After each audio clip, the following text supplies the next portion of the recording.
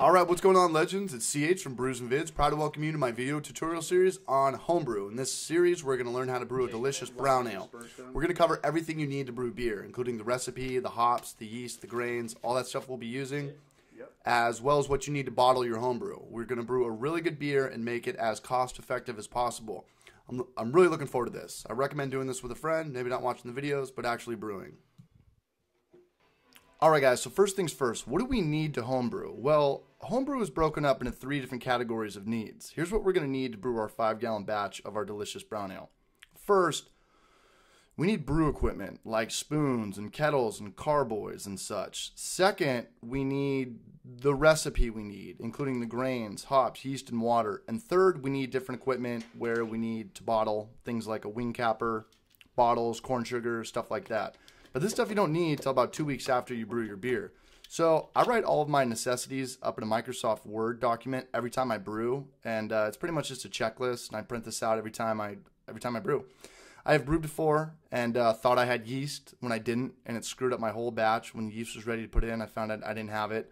Or if you want to transfer wort into a carboy and realize you're out of star sand, it pretty much blows the whole batch. You wasted your time and your money.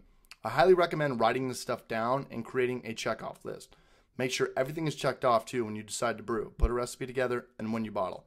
Okay, so part 1, what do we need?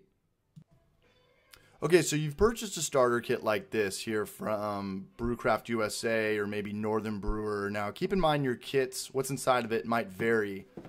So let's be a little bit more specific on what we need to brew a 5-gallon batch. And I'll explain more in detail which each of these things does as we progress through this tutorial series.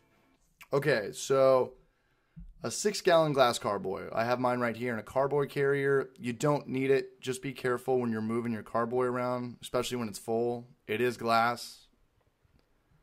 Next, we have our 20-quart or 5-gallon stainless steel kettle. This thing is pretty sweet, not only for brewing, but for cooking lobsters and pasta and such. Next, we have our 32-quart or 8-gallon plastic bucket with spigot. Now, I had to drill the hole in this plastic for my bucket. It didn't come drilled. You're gonna want to have that drilled. Drill it yourself. Okay, airlock and bung. Yours might look a little different. Just make sure that they fit together, and then the bung fits securely in your glass carboy. Auto siphon. This thing is awesome. It creates a natural pump so you don't have to put your mouth on it. Never do that. Pump it, maybe pump it a couple times, and let the gravity do its job. 5 feet of 3/8 inner diameter vinyl tubing. Your local brew shop sells this for about $1 a foot. I buy 20 feet at Home Depot for $7, so it's like 30 cents a foot. Thermometer, self-explanatory. But we are going to use this thermometer case, to test our alcohol by volume. Hydrometer, this is how we gauge our alcohol by volume. Big spoon. I have a stainless steel spoon that I stole from my ex-girlfriend. You can use a plastic spoon as long as it's boil proof.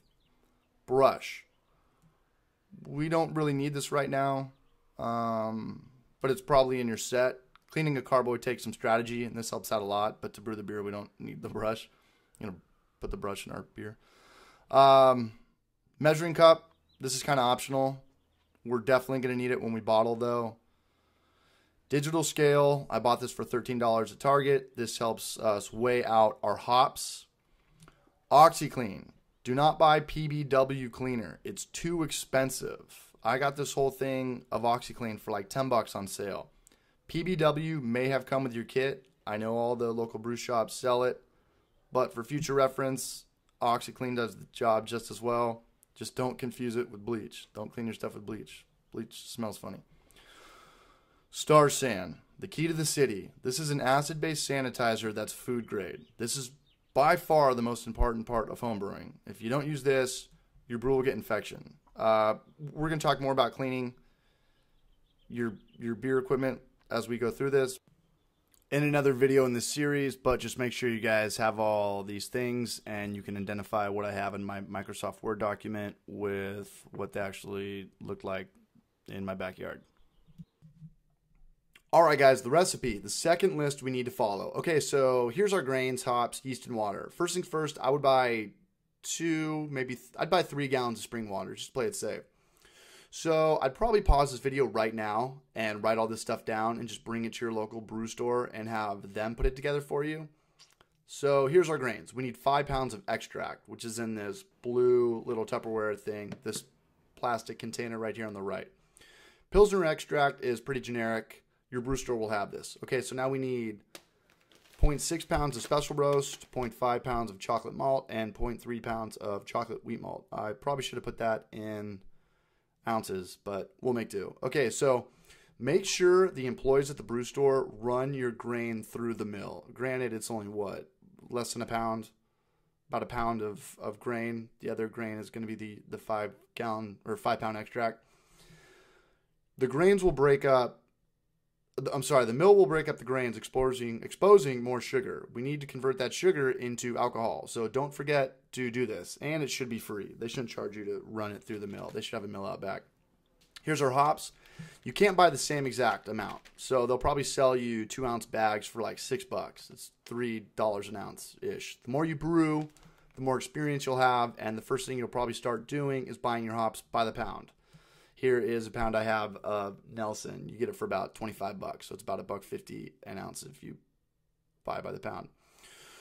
Okay, now here's our yeast. We've got the Safe Ale English yeast. It's pretty easy to distinguish. There's only this one that's got this color on it. And yeah, so again, I would just pause this video, print this out, and bring it into your local brew store.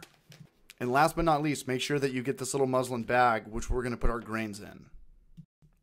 All right, guys, part 3 on our list. Now, keep in mind, you don't need this stuff for 2 weeks after you brew. If money is tight, don't buy this stuff now. Wait until your next paycheck. Okay, what we need. Again, I created these lists because the first couple times I went to bottle, I didn't have caps or star san or maybe corn sugar, and it just sucked. So what do we need? Okay, well, we need a digital scale, preferably with batteries, and it's accurate. Corn sugar. This gives us the natural CO2. Stores are going to sell this usually by the pound. It's a couple bucks. Bottle caps, self-explanatory. A bottler. Okay, so when we go from our plastic jug to our bottles. Star san, of course, beer bottles and growlers. What are we going to put our beer into? And then our, did I say capper already? Our capper. All right, guys. Well, good luck with this. And I'll see you guys in the next video where we actually start brewing. And if you guys have any questions or comments, please post them in the comment section below. And P.S., this is probably going to be the longest of all the videos in this series. I just wanted to be specific when it comes to stuff like this because I know you guys have questions out there. All right, guys. Good luck with this. You're all legends. And I'll see you in the next video.